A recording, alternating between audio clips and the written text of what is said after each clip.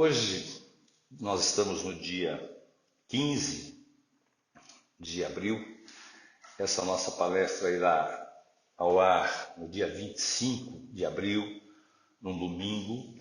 Claro que daqui até lá muitas coisas poderão ter se modificado. Temos a expectativa, inclusive, da retomada, da reabertura dos templos religiosos. Eventualmente, é uma especulação, porque as coisas vão e vêm com tanta rapidez nos últimos tempos, né? De que logo na próxima semana tenhamos a reabertura dos templos.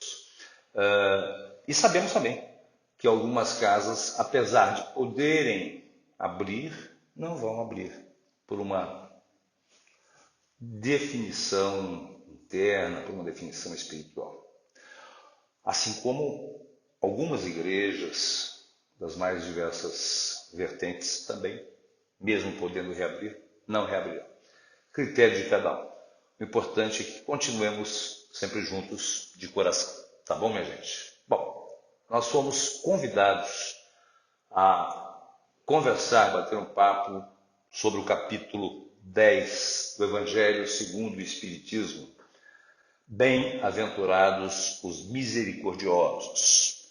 Mais especificamente sobre o item 7 deste capítulo, cujo título é O Sacrifício Mais Agradável a Deus.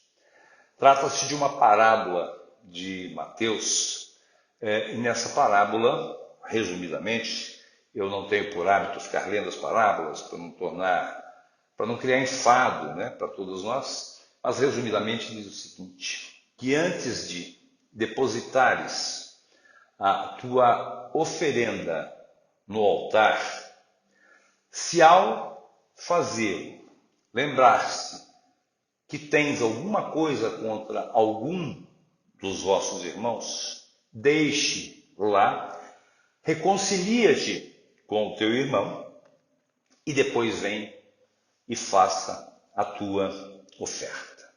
Bom, em primeiro lugar, nós precisamos, a título de esclarecimento, muitos sabem, né? Mas o porquê da oferta, o porquê da oferenda num primeiro momento. A oferenda, dentro de certas culturas, dentro de certas religiões, ela se faz em forma de pedido a Deus por alguma coisa, ou ela é feita em forma de agradecimento a Deus por alguma coisa. E na época, os judeus tinham este hábito também, e as oferendas eram, na verdade, em forma de animais dos mais diversos. Pombos, cordeiros, carneiros, eles eram sacrificados e assim depositados, embrulhados e etc. e tal, no altar como uma forma de súplica ou de agradecimento a Deus. Hoje, nós cristãos contemporâneos entendemos o sacrifício a que se reporta Jesus, não o sacrifício material, e sim o sacrifício espiritual. Ou seja, não é o sacrifício de alguma coisa, e nem tampouco é também o sacrifício físico, aquele, com todo respeito a quem o faz, mas não é o sacrifício do jejum, não é o sacrifício de subir 500 e não sei quantos degraus na escada da penha. Não é esse o sacrifício ao qual Jesus nos convida e que é o mais agradável a Deus. É o sacrifício espiritual.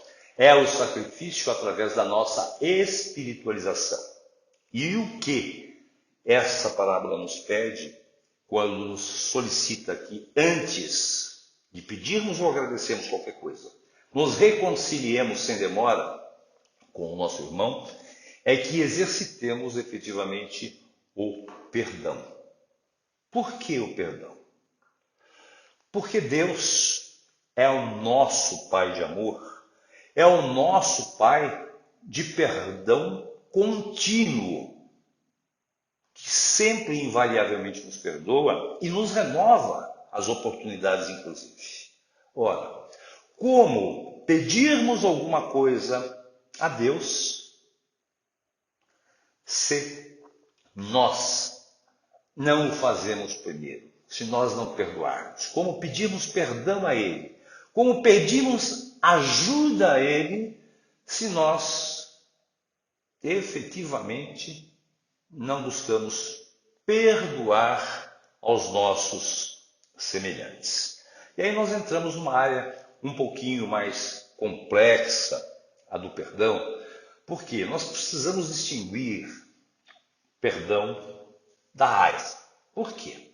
Raiva é aquilo que nós sentimos momentaneamente. Quando nós estamos, por exemplo, na fila de um supermercado e alguém pisa exatamente no dedinho onde a gente tem um calo. Ai, que dor! E a gente fica com uma raiva na hora porque doeu, né? Mas esquecemos. Rapidamente esquecemos, a pessoa pede desculpas, está desculpado, mas você fica com uma raiva danada, né? Raiva é quando alguém te fecha no trânsito e você, poxa vida, mas eu quase sou jogado para o lado de lá da avenida. Então você sente aquela raiva, mas é algo passageiro, algo momentâneo e é próprio da nossa humanidade. Já o perdão se aplica não para que não tenhamos essas pequenas raivinhas, se aplica para quando nós cultivamos o ódio, a mágoa, o rancor, o desejo efetivo de que o mal ocorra ao nosso semelhante. Quando nós desejamos que tudo lhe ocorra de mal. Ora, pois eu quero é que ele se exploda. Eu perdoar? Jamais. O que ele me fez é absolutamente imperdoável. É minha honra que está em jogo. É a honra da minha família que está em jogo. E atentem, meus irmãos, que dentre as coisas que acabam causando a ausência do perdão, porque mais mágoas provocam, é a dor da traição. E não me refiro, quando me refiro à traição, me refiro à traição em suas mais variadas modalidades. A traição financeira, daquele a quem nós, por amizade, emprestamos um cartão de crédito e que ele acaba não nos pagando, né? Nós nos sentimos traídos com isso. É a traição profissional, a traição daquele colega de trabalho que vai e puxa o tapete, pura e simplesmente. É a traição, sim, também a traição conjugal, a traição sexual, enfim, a traição sentimental. A traição é um dos mais difíceis acontecimentos para que nós perdoemos, mas temos sim a capacidade do perdão, porque Deus nos dotou da nossa essência a resiliência. A resiliência é um termo que as ciências humanas tomou emprestado da física. Na física significa a volta ao estado natural de um determinado material, apesar de sofrer muitos impactos. E na área de humanas, resiliência é a nossa capacidade de passarmos por dificuldades, de passarmos por problemas diversos, por reveses, por falsidade, por traições e superarmos tudo isso sem abalos maiores, sem dificuldades maiores, sem depressão, sem angústia, sem nada disso. Em síntese, é a capacidade de darmos a volta por cima. E essa força, essa capacidade, Deus concedeu a todos nós, encarnados e desencarnados. Portanto, quando falamos em perdão, nós vivemos hoje, nos momentos atuais, momentos um pouco mais complicados. Por quê? Porque hoje por vezes, os nossos irmãos, em decorrência do isolamento a que são obrigados, a que somos obrigados, todos nós, à medida do que pode, cada um naturalmente, mas em função do isolamento, em função do distanciamento, mais até do que do isolamento, distanciamento imposto aos nossos entes queridos, uma série de coisas, muitos de nós deixam aflorar aquilo que tinham em estado latente, porém não manifesto ainda. E acabam deixando aflorar o espírito ofensivo, a agressividade. Ora, gente, nós sabemos que não só o distanciamento, não só o isolamento, mas o desemprego, a fome, reina, não apenas no Brasil, no mundo. E, naturalmente, são itens que acabam levando as pessoas a estados ou a momentos comportamentais, a sintomas comportamentais que normalmente não teriam. E são nesses momentos que nós acabamos sendo ofendidos por aqueles, por vezes, de quem mais gostamos, né? Por um filho, por uma mulher, por um neto, por um pai, ou seja lá como for. Por quê? Porque eles estão psicologicamente exauridos. E é neste momento que nós precisamos exercitar ainda mais esse mesmo perdão. Porque, do contrário, gente, se nós não perdoarmos, o que nos sucederá? Vamos lá.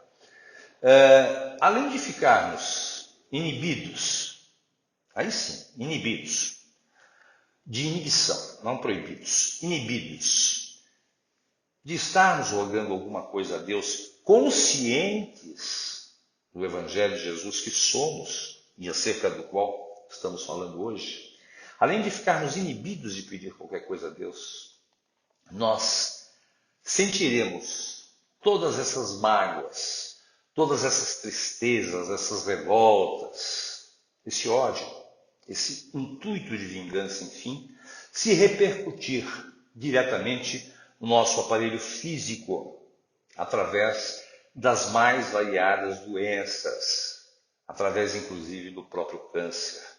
Sabedores que somos, a ciência, a medicina nos mostra, nos comprova que nós temos no rancor um dos grandes causadores do câncer em todas as suas etapas e séries. Além de nos trazer como efeito muito rápido, e como efeito direto, crises de depressão,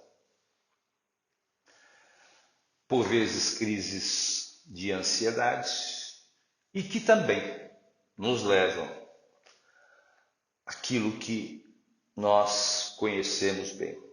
Podem nos levar, desencadear os fenômenos obsessivos, os fenômenos possessivos, os fenômenos da subjugação.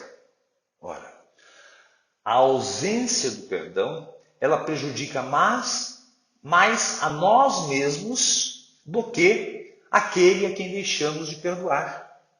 Porque Deus, com toda certeza, já o perdoou. Com toda certeza, já o perdoou. Agora, tanto quanto importante perdoarmos, ou mais importante até, ou mais difícil até do que perdoarmos, é o ato de pedirmos perdão. Por quê? Porque perdoar, para nós, não é um ato de soberania, né? Um ato de estou exercitando aqui os ensinamentos do Mestre Jesus. Então eu sou uma pessoa magnânima, porque eu perdoo, eu relevo, eu vou lá e digo, vai em frente, meu irmão, não liga para isso, bola. Agora, perdoar é mais difícil. Por quê? Porque mexe com o nosso orgulho, com o nosso egoísmo. É preciso exercitarmos bastante a nossa humildade, para podermos pedir perdão. Eu digo, são diversos os relatos, gente, mas com certeza, pedir perdão é mais difícil do que perdoarmos, porque nos constrange. Tem que nos colocar no nosso devido lugar, um lugar de reconhecimento dos nossos erros, das nossas imperfeições, e chegarmos lá e falarmos: Vitor, meu irmão, me desculpa, pisei na bola com você. Eu não devia ter feito aquilo. Se formos ou não perdoados, não importa. Com toda certeza, o universo se encarrega e a espiritualidade se encarrega de criar sobre nós uma redoma protetora tal que inibe qualquer energia menos positiva vinda daquele a quem perdoamos ou a quem pedimos perdão. Então, não importa a reação do perdoado, nem tampouco daquele a quem solicitamos perdão. Agora, por outro lado, o Evangelho nos traz que precisamos perdoar e esquecer. Gente, se nessa encarnação nós conseguirmos perdoar, já está de bom tamanho. Já está de bom tamanho. Porque esquecer é mais complicado para todos nós. Esquecer é mais difícil para todos nós.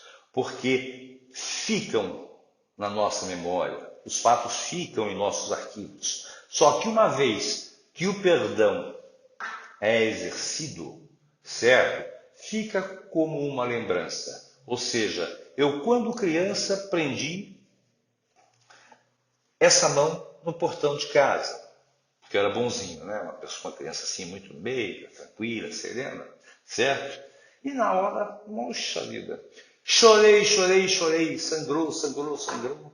Hoje o que eu tenho disso? Dor?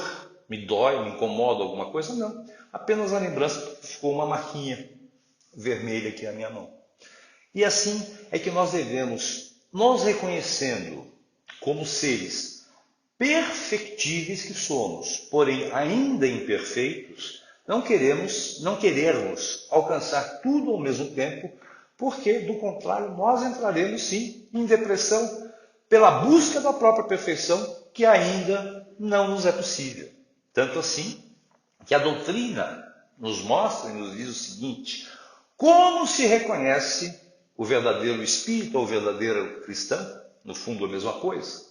Reconhece-se pelos esforços que faz para conter seus maus instintos. Não nos responde a doutrina dizendo que se reconhece pelo nível de pureza, pelo nível de doçura, pelos esforços que fazemos em domar as nossas más inclinações, as nossas más tendências. Portanto, menos também um pouquinho, minha gente, menos um pouquinho, porque vamos perdoar, vamos pedir perdão, que já está de bom tamanho. O esquecimento virá como uma consequência natural com o decorrer do tempo. E por falarmos em perdão, há aqueles contabilistas do perdão, né? A Denise, por exemplo, já me perdoou pelo menos, se eu fiz aqui umas 50 palestras, mais umas 50 aulas, ela já deve ter me perdoado umas 100 vezes. Né? Pelas mancadas, pelas gafes que a gente dá, saímos um pouquinho da linha, qualquer coisa parecida, e ela fica lá contabilizando. Então, eu não sei o caderninho dela, se topa ir até 101, 102, 150 perdões nesse sentido. E Jesus nos manda perdoar, porque perguntaram a ele: quantas vezes devo perdoar, mestre? E ele falou: 70 vezes, 7 vezes. Então, muitos contabilizam 70 vezes, 7 vezes, nós teríamos aí 490 perdões. Isso nos faz recordar de uma passagem do Chico, em que uma senhora que ia lá com muita frequência, com muita constância, e que estava vivendo um problema conjugal muito sério, não estava suportando mais o marido, gente. E quanta gente não suporta o marido, não suporta a mulher, não é verdade? Mas não estava mais suportando. E sempre que ela ia o Chico falava, perdoa, perdoa, perdoa. Aí um dia ela disse assim ao Chico, Chico, eu fiz as contas e eu já estou quites com o Evangelho. Eu perdoei 492 vezes.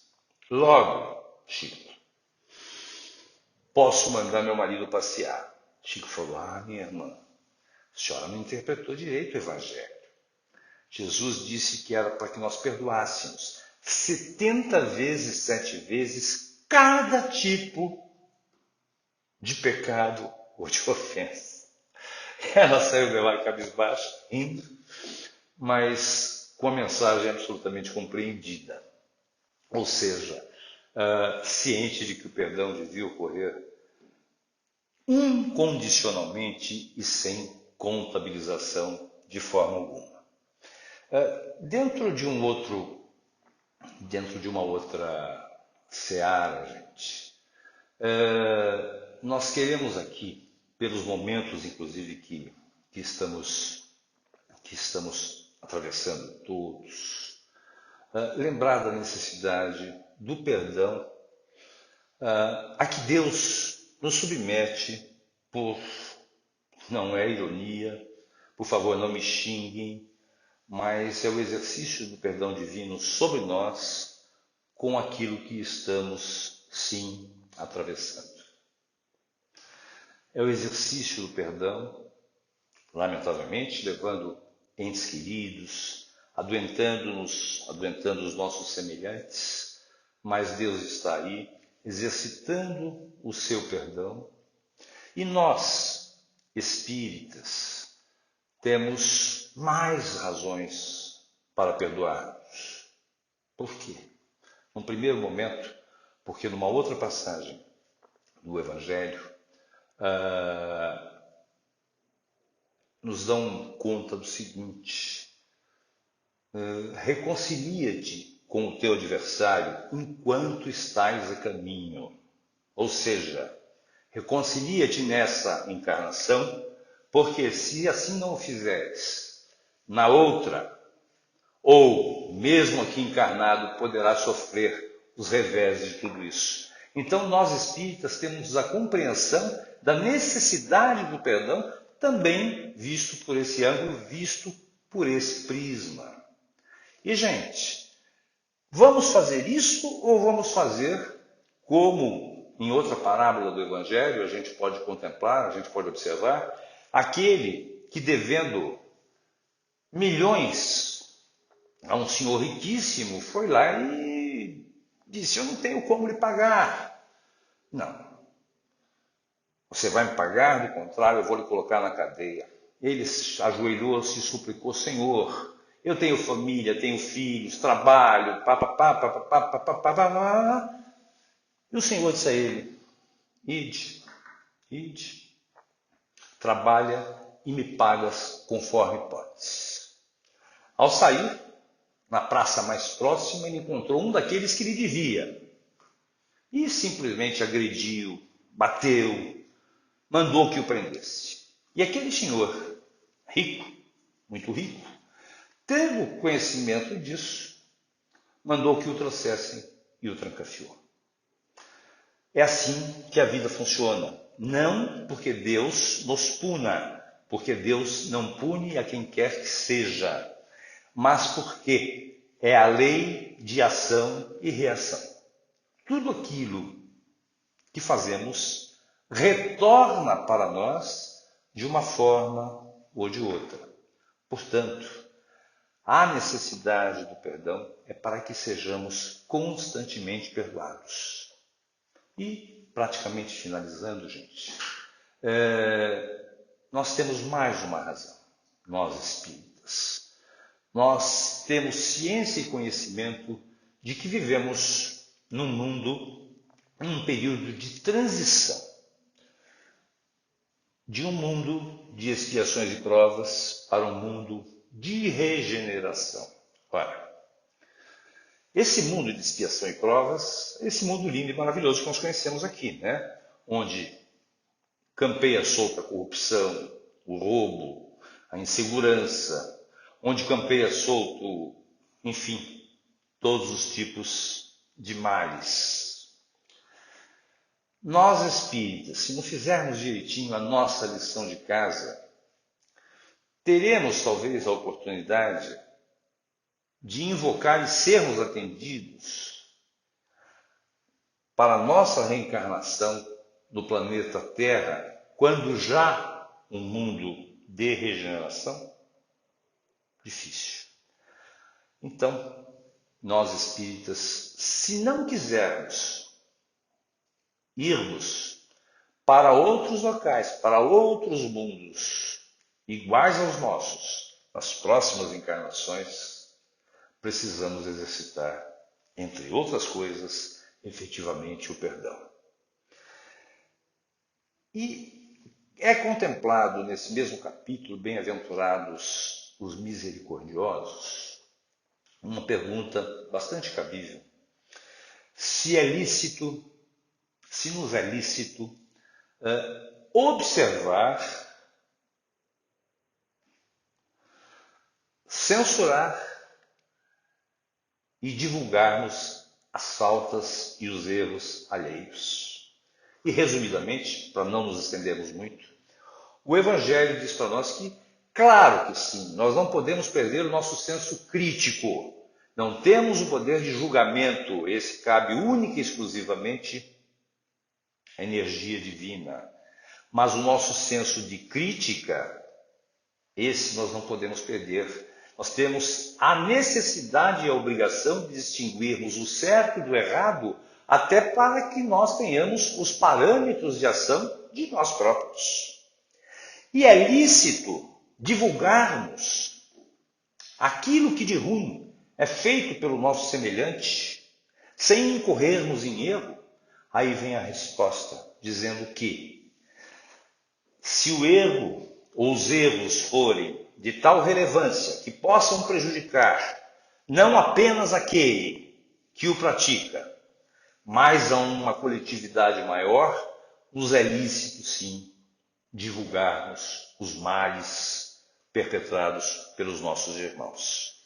Só que para isso, nós queremos finalizar mesmo lembrando das 3 peneiras de Sócrates. Chegou-se a ele o aprendiz, o discípulo, e perguntou ao filósofo: mestre, tem uma coisa para lhe contar. Sócrates virou-se para ele e disse: passou essa coisa pelas 3 peneiras? Como assim, mestre? A primeira peneira: o que vens me contar é verdade? Não. Se é verdade, mestre, eu não sei não. Tá. O que vens me contar é bondoso? Não sei. Realmente, acho que não. Por fim, tem utilidade para o mundo? Isso é que não tem mesmo. Então, volta com o que tinhas a me contar e não me fale nada. Mais do que nunca isso se aplica para os momentos em que estamos vivendo, os momentos das fake news das mais diversas, em que somos, na verdade, meros papagaios falando coisas que ouvimos falar, sem passarmos essas coisas pelas 3 peneiras de Sócrates. Que a paz de Jesus abençoe o domingo de todos vocês, de todos nós, e que nos esforcemos para que o nosso sacrifício seja sempre, sempre o sacrifício de nos melhorarmos moral, psíquica, psicologicamente, porque com isso, com esse sacrifício, a felicidade possível nessa terra, com certeza nos baterá a porta. Muito obrigado.